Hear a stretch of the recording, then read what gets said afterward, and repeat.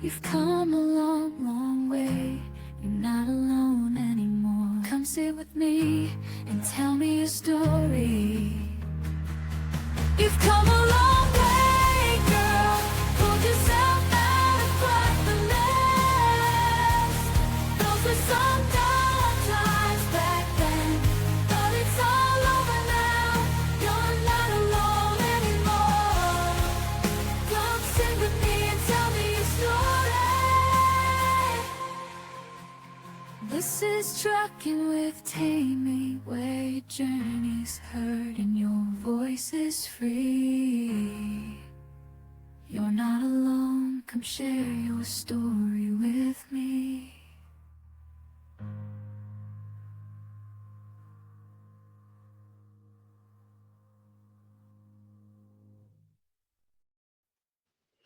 Hi, y'all. Welcome back to Truckin' Tuesday. I'm your host, Tammy. Today, we've got a real road warrior joining us on Truckin' with Tammy. She's out there every day, strapping, tarping, and living that flatbed life. Please welcome to the show, flatbed driver Tami Sheats. Hi, everyone. Hi, Tammy. So you guys got two Tammys today, so double the trouble. I just want to point That's that right. out. Two T's. Yeah, that's a lot of trouble in one show. So Tammy, so on the show, I'd like to get a little background information before we dive into what you're out there doing. So can you give us a little bit of insight into Tammy before trucking? Tammy before trucking was just your basic stay-at-home mom. I did hold a job on occasion when needed, factory work or whatever. Decided to finish my education. That didn't work with two small kids that just they weren't going to let mom do much. And met my husband when my kids were 6 and 4. And he was a truck driver. And just I'd always been interested from a young girl. I watched BJ and the Bear, Moving On, Convoy, and it just always appealed to me, traveling and being out on the road. So how long have you had your CDL now? I've had my CDL, it'll be 21 years in November. Oh, good. So you got your CDL when the kids were still young at home. 17 and 15 and a half. Okay, so they were teenagers. So how Yep. did that work? What did they think about mom getting her CDL? They were good. They were good with it. They were glad mom was gone most of the time, so they were good. Yeah, my youngest is 19, so I get that. They're at that age where they're like, "Mom, get away so I can, do my Yep. thing." Yep. Mom, go do your So thing. We're good. Yep. That's how they were. so have you guys always teamed, you and your husband, Yes. since then? Yes. He was actually my trainer Oh, when I wow. got out of Okay. truck driving school. Yep. So you went to a school. So what was your experience like at school? My experience at school was really quick. It was a company that he was already an owner operator at, leasing a truck through. And the school was only 2 weeks.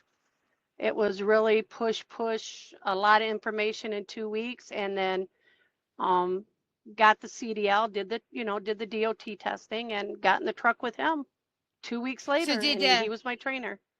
was he training you before that or during that? I know when my son got his CDL before all this ELDT, I was teaching him how to drive the manual ahead of time. Yes. So Yes. Yeah, he would let me drive the truck once in a while and in the summer maybe go out on the road with him for a week, and I got my hands wet.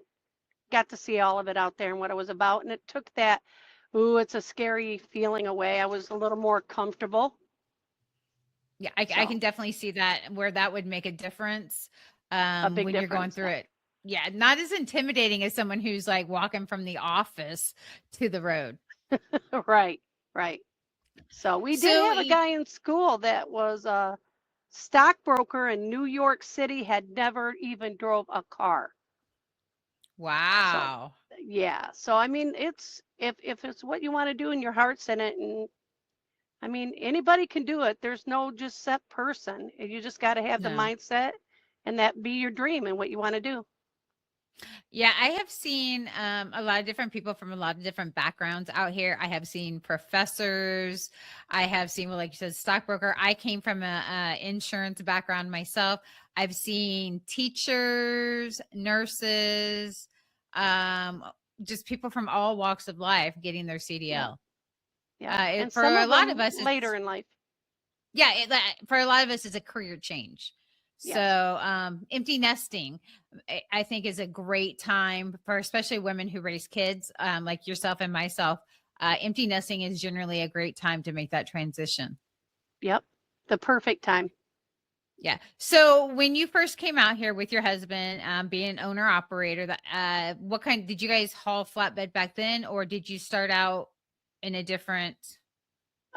We did, he kind of put me through the paces. So we did dry van for a while, and then probably for about 2 years, and then went over to refrigerated hauling, and ended up at the company we're at now doing the specialized flatbed And how long have you been doing flatbed now? since 2008, so about 18 years. Wow, that's a long time. So It is obviously a long you time. like the flatbed. Yeah, I like the activity, and it's not the same freight going to the same places. It's, you never know what you're going to be hauling, where it's going. You see so many different things and meet so many different people doing it. Yeah, Keeps it I interesting. I like having that change too. There's some people out there that like a set run where it's dependable and predictable and they know where they're going and they do the same thing over and over. And I can't do that. I can't do that either. No, So my attention I span like ain't the that change. good. Yes, lots of change. Different scenery, different obstacles, because when you're delivering in different places, it's also new obstacles and that you have to overcome as well out there. Yep, a lot of them. I mean, especially in the flatbed industry, you never know where they want you to take your load. It could be down a two track through a farmer's field, or like doing wind energy and stuff. We've gone up the side of a mountain on basically a road that they made themselves. It was like a goat trail. I mean, you never know. And not every load's the same, and not every receiver's the same. Everything's just, you, you don't get bored. It doesn't get No, stale. no, I can imagine not. And teaming, at least you have somebody to help you with the unknown. I bet you there's quite an advantage to that, to two of you being able Yes. to tackle new situations. Yep. There's two brains at work. His is a lot of experience, 38 years of experience. And mine is more on the logical side of doing things, and his is, the old school way or the muscle way. And so we have a plan that works for a team. Is I worry about the bookwork, the paperwork, everything inside the truck, and then once I step out of that truck and we're messing with a load, that's his area. He's the boss. So he takes So care of the he maintenance on the truck and everything. Yep, and he's in charge when I step out of the truck. so he kind of is like the supervisor with tarping and strapping, and this is how you're Yeah, going to do it. This is how we're going yeah. to load this. And you're the route planner. And I'm, yep, The basically, yep. Make sure that we get paid, that he sends in paperwork. Yep. So So you guys are owner operators still?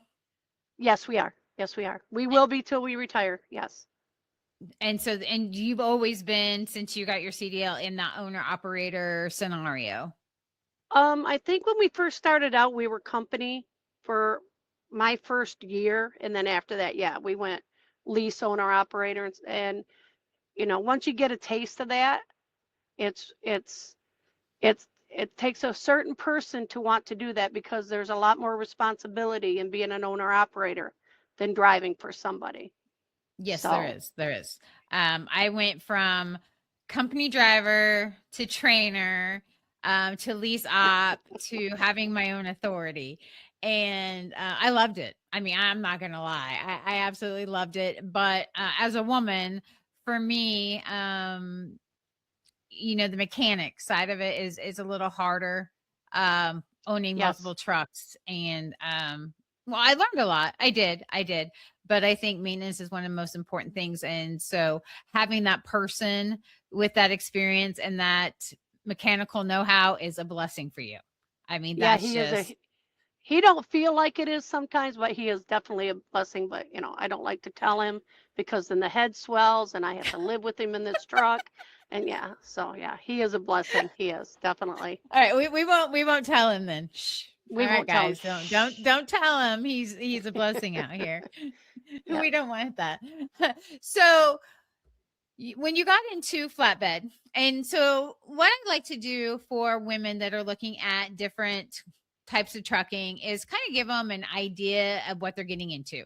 So Okay. flatbed is a lot of physical work. Yes, it is a lot of physical work. Yes, a lot of And responsibility because that load is all your responsibility once it hits that trailer. Anything goes wrong, there's no one that's going to back you up and nobody, that's you grab those papers, you got her secured, she's all yours and it's a lot of responsibility. it is.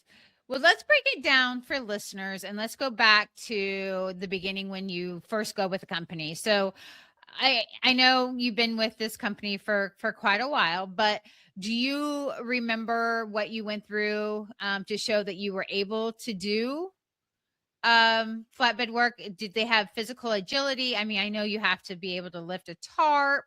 What can women expect um that they're going to have to be able to do physically? so physically when you come over to flatbed like you said, you got to be able to lift around 30 to 50 pounds. It depends, I mean, you're doing flatbed, some of these tarps can hit 75 pounds, depends on how big I they are. heard I heard 90 to 100 and something depending on the bigger tarps. The big ones with the big drops, the big tarps with the big drops. So that's what I got him for. But they just want to make sure that you got the skill set and that you can grasp what you need to do, how things are worked out mathematically, how many straps or chains you need for this length, this weight. Um, but the company where we are currently has what they call securement training, and they put you to the test. They help you. They teach you how to figure this out. They don't want to send anybody out that is unsure of themselves or whatever. So if you need extra time in securement class, you just have to request it. We have a lot of good drivers over here, and there's a lot of good drivers out on the road with other companies, owner ops or otherwise. If you're struggling or having an issue, don't be afraid to ask a fellow driver, hey, would you do it this way? How would you do this? That's how you learn. Like I've been Yeah. told over again, the only stupid question is the one you don't ask. So That's right. Because it's better to ask than it is to lose a load. And I mean, I yes, have oh Lord, witnessed a yes. few lost, yeah, I have witnessed a few lost loads that were a nightmare out there.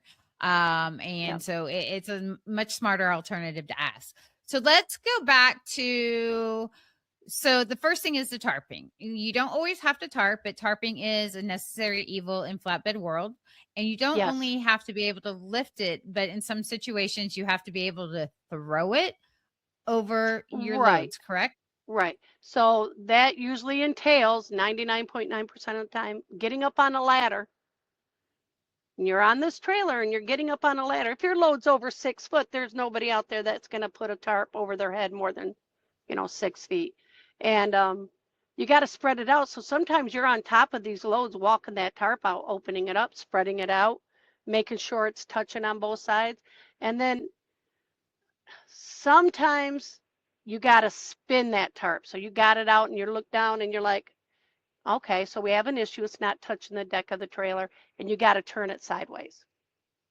And it's Okay, so just a lot of just caution, be careful, think things through. Math comes in handy. If you got a tarp that'll cover a load that's 8 foot wide by 8 foot high to the deck, just make sure that's the tarp you got. 8 foot drops are really good on those. And just think it through or ask. If you're unsure, ask.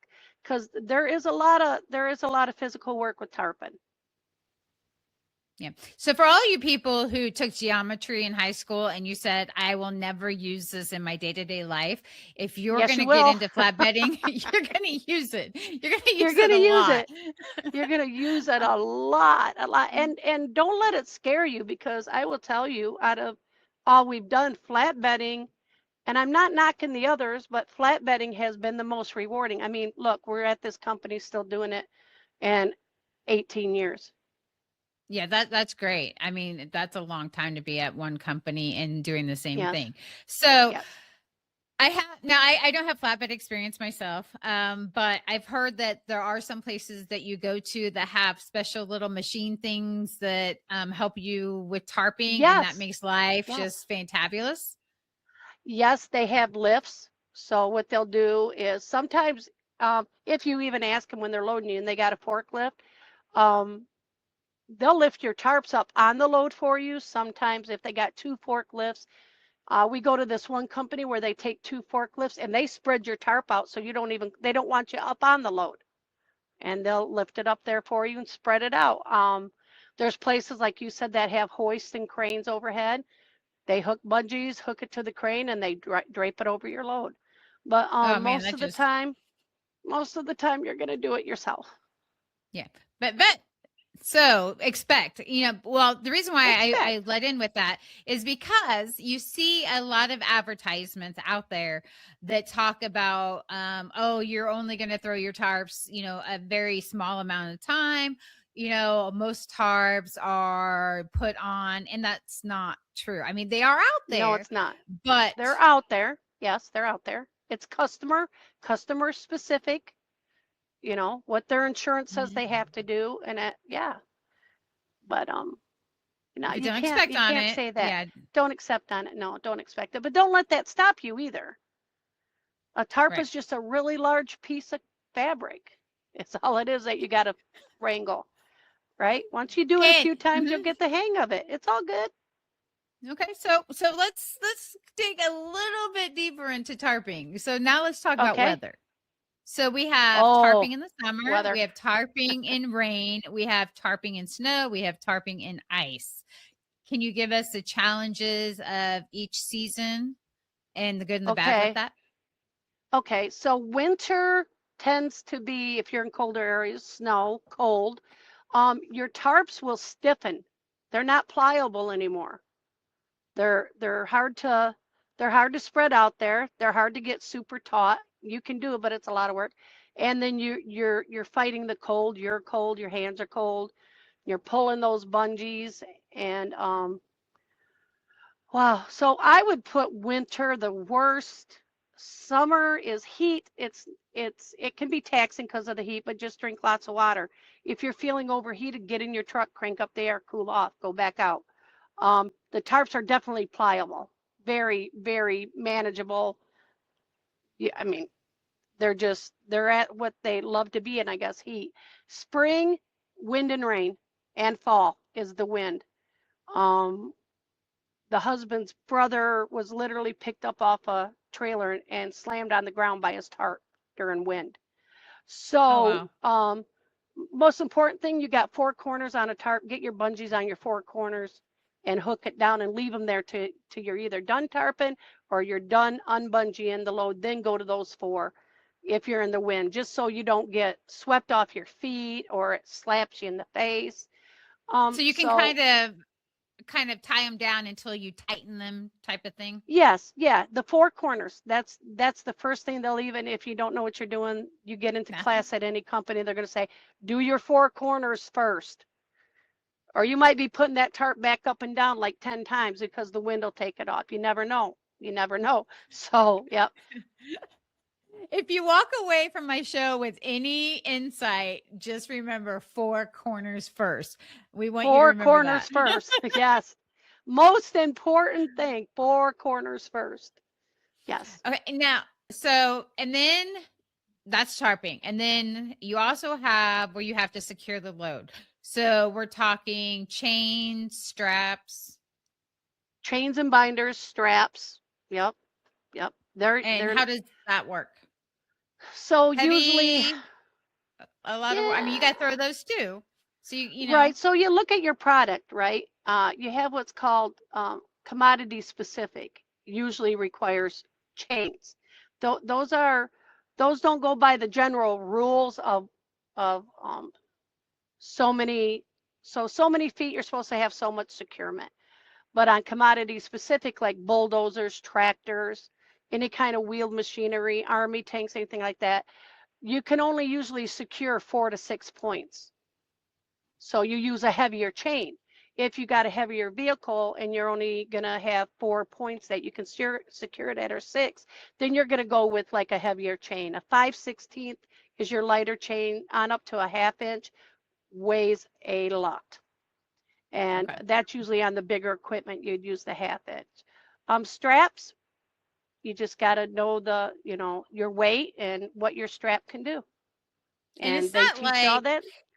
it's Yeah. not like the straps you use on bands either. It's a much thicker, wider Yep, 4 inch. They're strap, 4 inches wide. Yep, they're 4 inches wide. Yep. but the And same ratchet strap type that you use, right? The ratchet type still. well, they go through the railing and go into the winch that's underneath that you wind them up in and ratchet it down. Um, you use 2 inch too. There are 2 inch ones out there too. The lighter the load, if you can get away with like 3 2-inch straps because the load weighs 600 pounds, then why mess with the bigger straps? Just get out your smaller straps. It's just a learning curve, and like I said, a lot of it is just the willingness to don't be shy, don't be intimidated. Just like I said, ask people. That's what they're there for. Fleet managers are an amazing source of information, believe it or not. People wouldn't believe that on flatbedding, but you can call them if you're hauling oversize or you have a question on the securement on a trailer because you're newer. You call them and they'll help you. They have a wealth of knowledge to help Most you. That's companies. what they're there Yeah, for. most Most companies, companies. especially ones Most that have companies. been in flatbed for a while, you will Yes. learn that they learn a lot on the job about that. And they Yes. should. I think everyone that works for a company should know the type of trailer and the ins and outs of that. So one thing I hear a lot of drivers give advice is if you don't want to throw tarps, if you don't want to do that, to get into Conestoga. And I did Yes, hear you Conestoga. mention Conestoga. Yes. Conestoga trailers, for those that don't know, they are basically like a soft side dry van and it retracts. And so you pull it back and you have a flatbed deck. They load it up, strap chain it, and then they pull the Conestoga close, and you basically have a dry Yeah. van type Yes. load.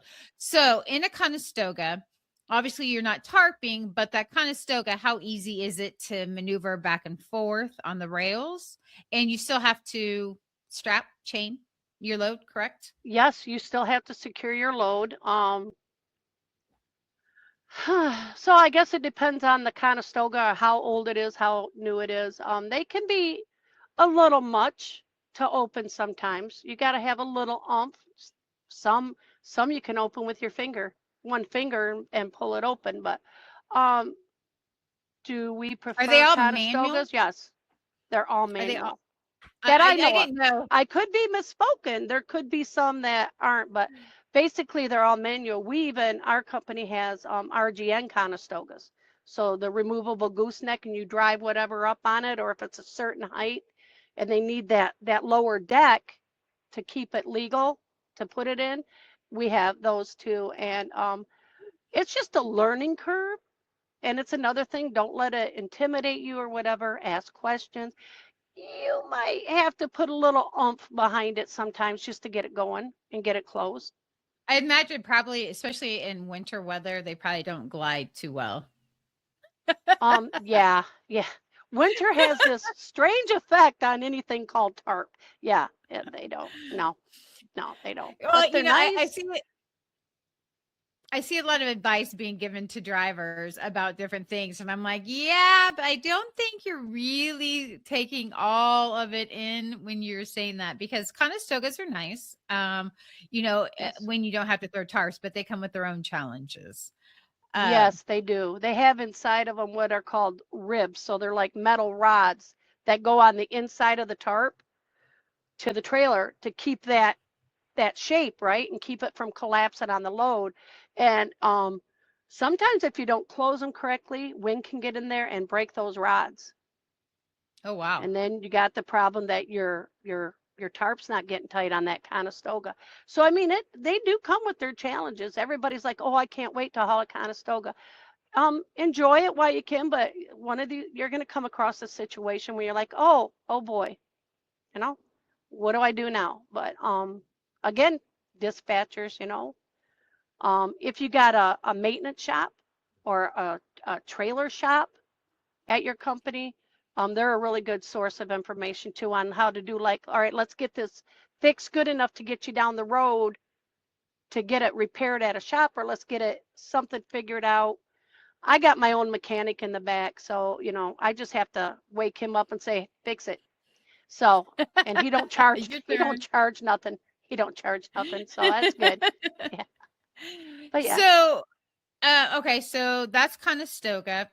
Mhm. Does Conestoga have certain freight? Is there certain things that you would use a Conestoga versus Okay. an open flatbed? Or does Yes. it just Aerospace, um, the new data centers for the AI. So you got all that equipment that got to go into those mega data centers with the AI. That's something new. So you don't want that stuff getting dirty or wet, but it's not going to fit in a van trailer. It's going to have to go on like a Conestoga RGN, something that sits lower. And you just high security stuff. You don't want nobody. I heard glass too. I've heard a lot about Glass. glass. Glass is the most important. I've seen some glass hauled on flatbeds, and I'm like, listen, if I was expecting a shipment of glass, or if I was shipping glass, I'd want it in a Conestoga. You don't want the debris off the road, a rock or something coming off another truck and busting your glass. High dollar freight, stuff that they want to keep really, really super protected. Aerospace, a lot of the aerospace, they want it in Conestogas. That's another thing, dirt, dust, just debris off the road, anything that might work up under a regular tarp, they want to protect it. Okay. That's good to know. Like I said, I knew there's certain times you would want one or the other, but so loading. Let's talk about math again. As I have been in a shipper's area when a flatbed was getting loaded, and the driver was dictating a lot about weight and placement. Yes. I don't know if that's a common thing. So Yes, do it is. okay, so you actually have to kind of know your weights and placement for Right. for planning how to load your cargo as well. Right, because you don't want to be over on your trailers and you don't want to be over on your drives. And with flatbed with dry van freight, they just load it till front to back usually, and they've done it so long they know the placement. But certain things weigh heavier on the back side than they do on the front side. So you got to figure out, and the main thing we always ask is, what's the heaviest part of this load? Is it front, middle, rear, or is it, pretty well displaced without the whole thing? And then you figure out exactly on the trailer where you want that, so you're not over axle. So you do have it's a to little be bit of math. It's a little bit of math. Yeah. Just a It's like a little. puzzle. It's a It puzzle. is. I mean, And you got to people like put. puzzles and challenges and stuff. I So do. yeah. Yeah, so do I. I So do. does he back there, yeah. I So can that's hear him back important. there. Yeah. He's like, me too. Me So too. you're actually hauling specialized. Specialized, yes. So what does specialized mean in the flatbed world? So specialized is your above the ordinary type of freight that needs special handling, special equipment, drivers that are qualified, a certain class of company where it has 4 classes for Okay. oversized. Class 4 is your intermediate, your basic, goes up to so much weight, so much width, that's it. Then you got your 3 and your 2. 2 gets up in there to certain width, high value, certain value of a load. We'll go with class 2.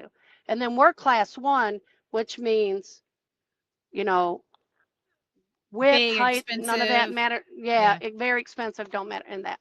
Um, Lord, how do I explain this? It's it's different So for sure. it's not going to be just Aerospace, okay. jet engines, Okay. aerospace stuff for aerospace, military equipment, um, So you're not containers. hauling coils. You're not hauling Oh yeah, we've hauled tubing. coils. We've hauled tubing. We've hauled, you know, that blue styrofoam insulation you see, the Hmm. and you think, wow, that's a really light load. We've hauled that. Anything that can be put on a Generators. flatbed, generators. Oh, generators are big. I see those all the Transformers. time. Yeah, transformers. Electrical panels. I mean, just a lot. Just a lot. Anything that you can put on a step deck RGN, flatbed, whatever you can find to put it on, we haul it. So We don't say no. when you haul specialized equipment, let me pick something that has, I think you said 4 to 6 points of contact that you have to have them Right. strapped. Yep. Is that knowledge that you maintain, or does the shipper, or is there like certain product information that says, hey, this has to be strapped a certain way? Correct. So some shippers will give you an actual diagram or a plan of how they want this certain load. It even comes on loads that are being strapped down. You can't put straps here, here, or here. We want them here. I want it there, and I want it there. No other place. So usually your shippers are really good about where they want it secured. Uh, and then you get into, you know, like I said, the commodity specific stuff. It's some of it you can learn offhand and it just sinks in after you do one or two of them. You know, it just sinks in. You know what you're looking at weight wise and what the weight rating on your chains and binders are together and where you need to put them. So I think we've been giving a lot of information about loads, but it's something, I mean, it is probably the most important part. And so yes, we get the product on the trailer, we get it strapped, we get it chained, whatever we need to do, get the tarp on it, and we get ready to go yep. down the road. Now, there's also rules on that, right? So you guys have to stop how often to check your load. We stop the first 50 miles and check our load just to make sure everything's good. Then every time you stop for fuel, take a rest break, you need to be checking your load because things shift, things move, things loosen up. The roads out here ain't smooth. Um, and then No. usually anywhere from every 100, 150 miles, just stop and just do a quick peek. You know, just make sure everything's good. Yeah. That's the most That's really important thing. important. I Yes. as a driver, the first time I ran into a flatbed incident was in Wyoming, and they had construction. It was one lane and it was nighttime. And we were going through this one lane, and all of a sudden, boom, boom, boom. A flatbed had lost its load of lumber. Oh And we were no. in between Jersey barriers. So I was the third truck. So needless to say, there was some 4x4 posts that got into some trucks. I was able to straddle it and didn't get any damage, but the two trucks in front of Oh, me that's did. good. Oh Lord. But that driver got an earful from a lot of other drivers Oh yeah. uh, Yes. for that. It's we go down the highway all the time and back when we started, everybody had their CBs on. Nobody was coarse, crude, any of that, right? You could be on there. Your kids could be in the truck. You could leave your CB on.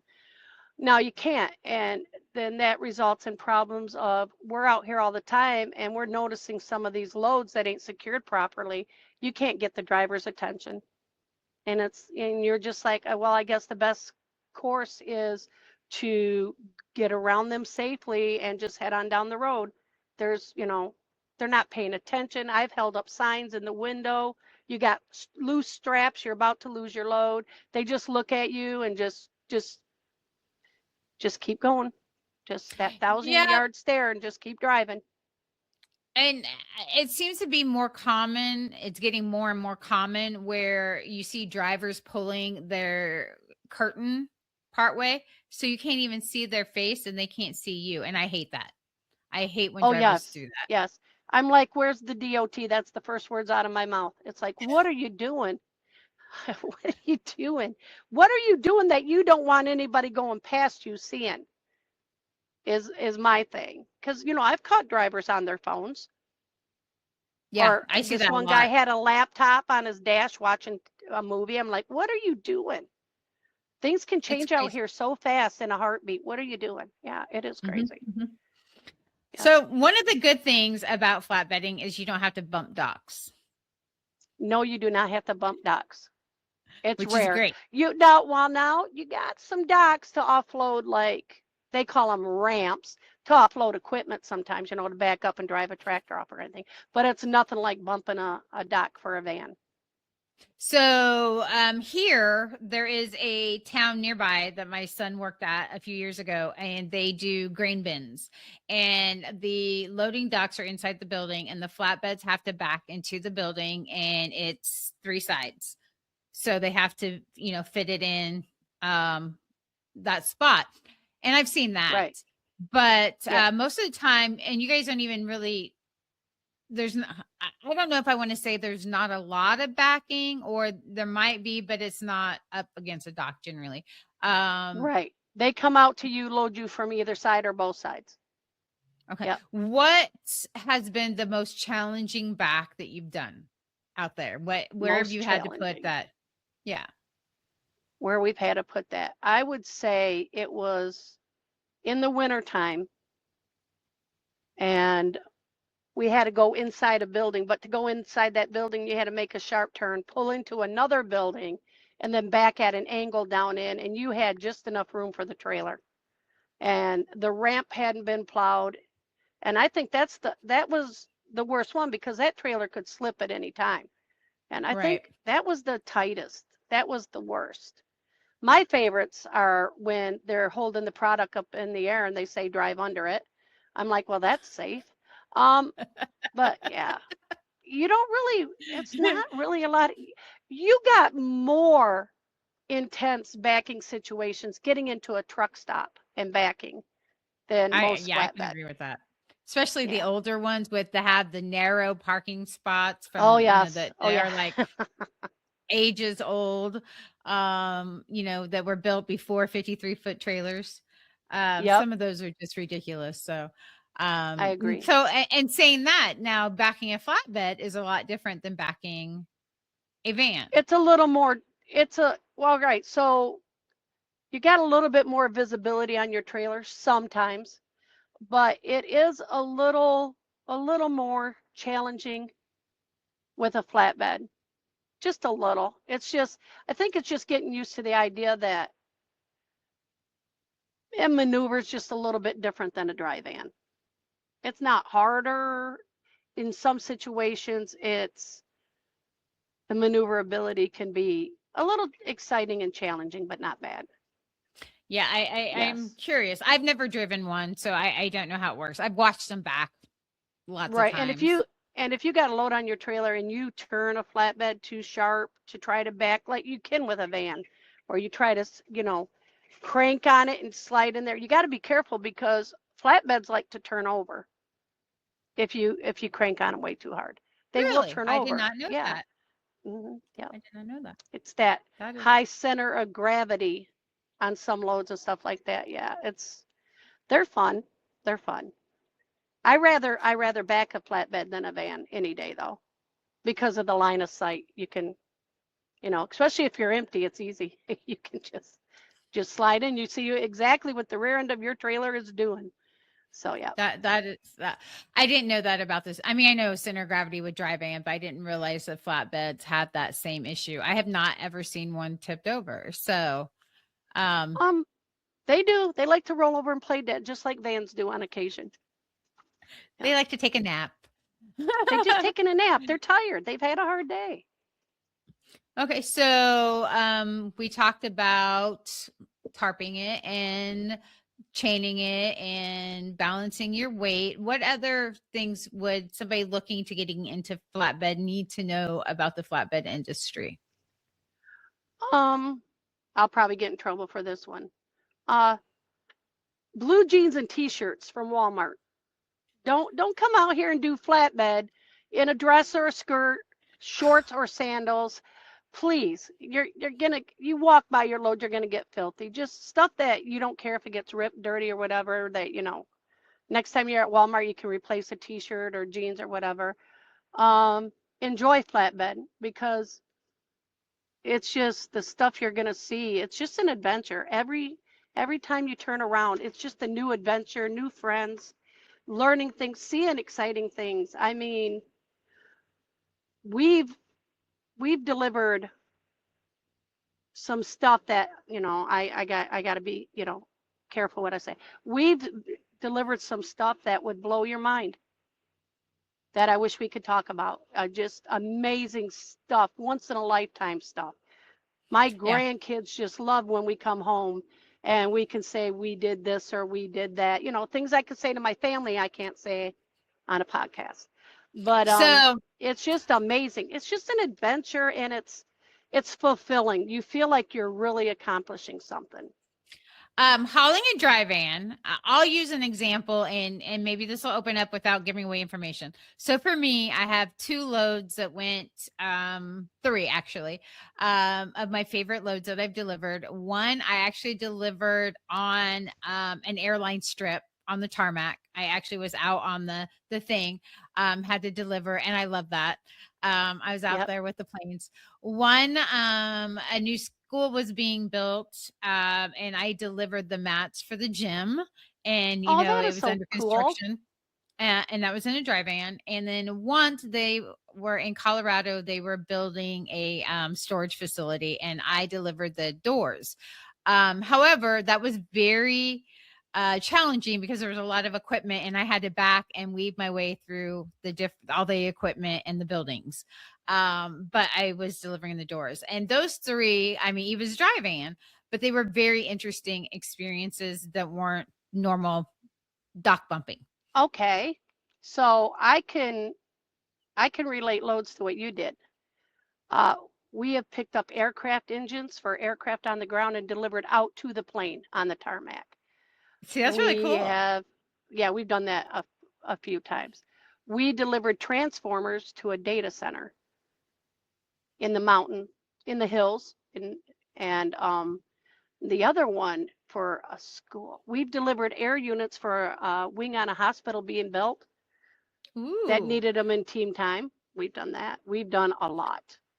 Someday, So if you I guys come back on, I maybe they'll let me have a list of things I can tell you I've done. now, have you delivered to like inner city areas?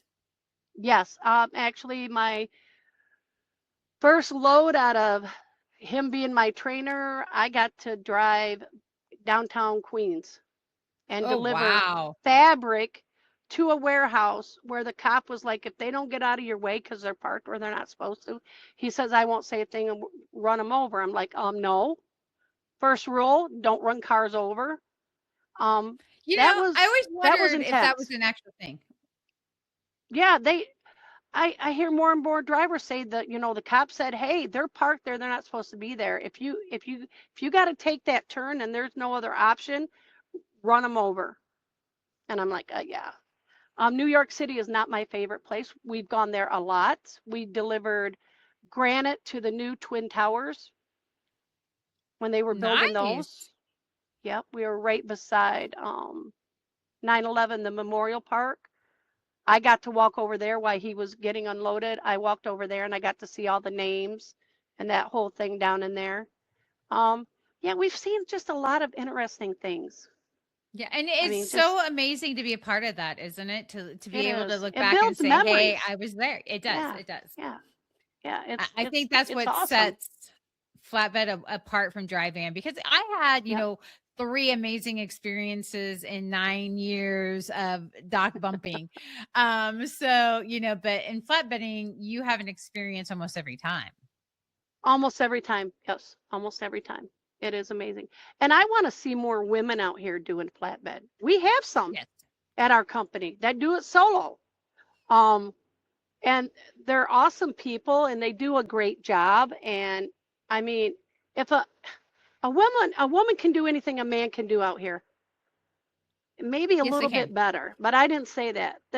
Women think more logically and they're more safety conscious. than what men Yes. are. And I hate to say that, but it's true. Women are better Mhm. drivers.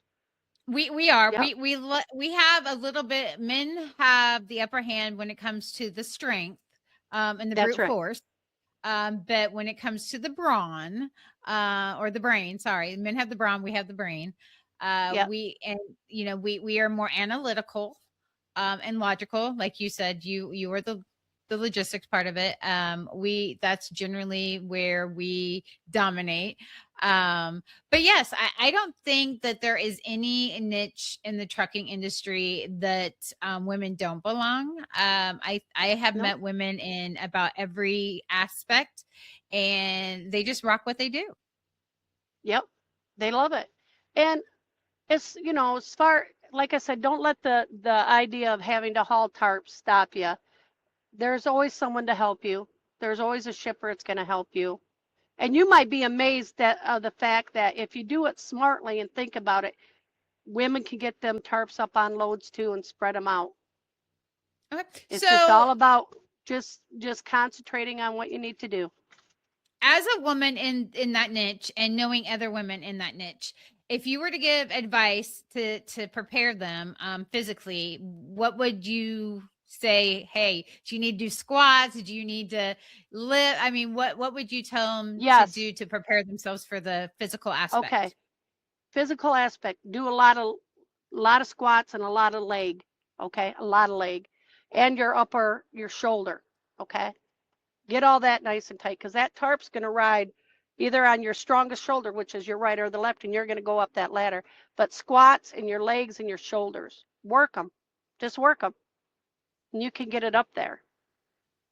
So, So I mean, teaming, I've seen guys, short guys that maybe weigh 120 pounds get a tarp up on a load.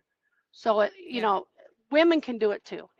I think it's just men like to try to hang on to every niche of the industry they can to be male yeah, dominated, and they're losing their grip because more and and I more gotta tell you, women are like, I can do it. they can. And I can, I'm gonna tell you something, women. Okay. So I have lifted weights since I was 19 years old. And if there's one thing I learned in the gym, and this is in the gym, when it comes to upper body strength, men dominate. I mean, they can lift so much more than we can, but women have better lower body strength. Yep. Um, Women's legs are amazingly strong. And by doing leg exercises, what you can't do here, a lot of things your legs can accommodate. So, Yep. get those legs in shape. Weighted Squats squats are are great. amazing. Yep. Squats are amazing for this. Yes. Yeah. Yep. And I heard there's some certain tricks of the trade that you can learn on how to get the There's tarp tricks. up. Yep.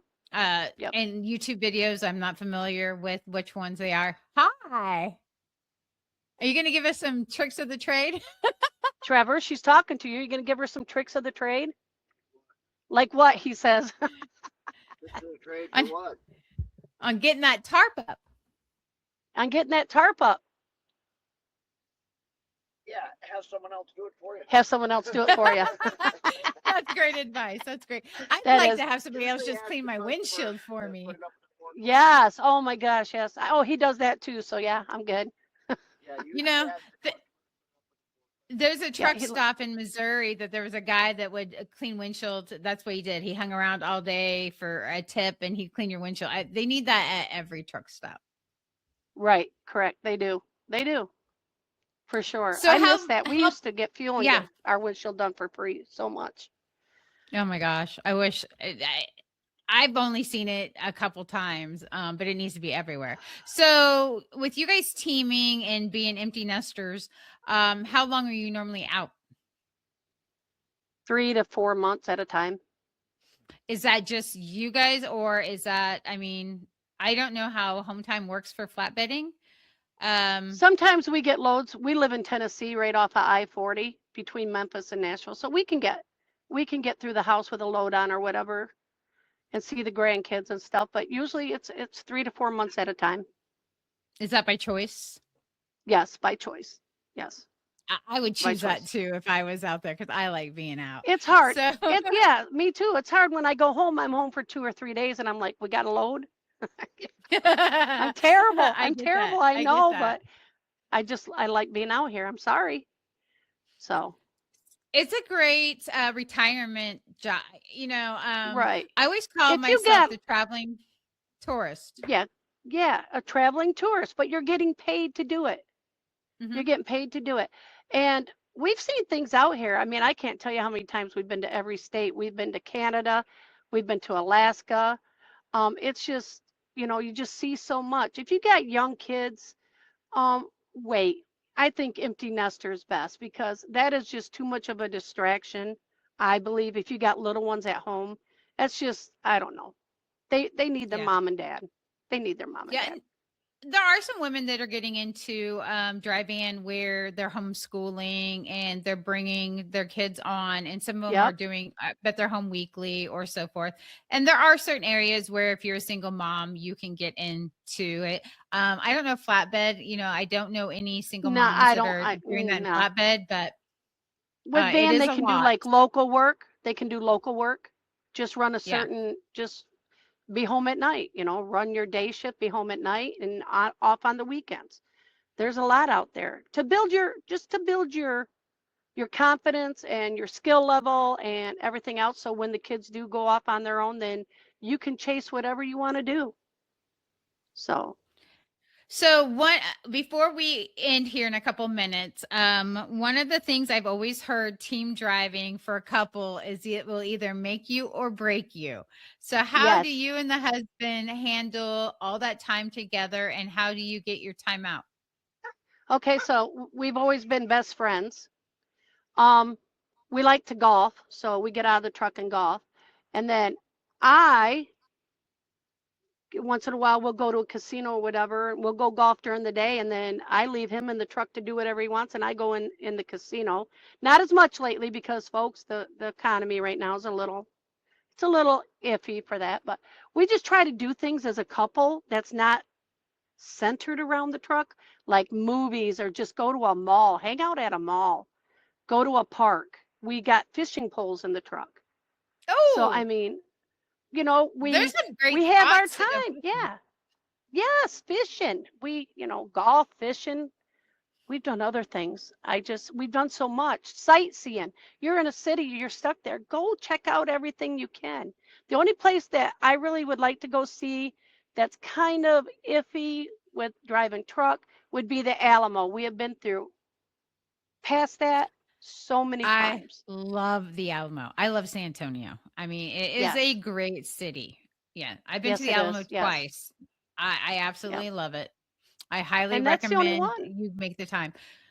Uber, just Uber in. Uber in. That's the only way to do it. Everything's All Uber. right. We've been to SeaWorld.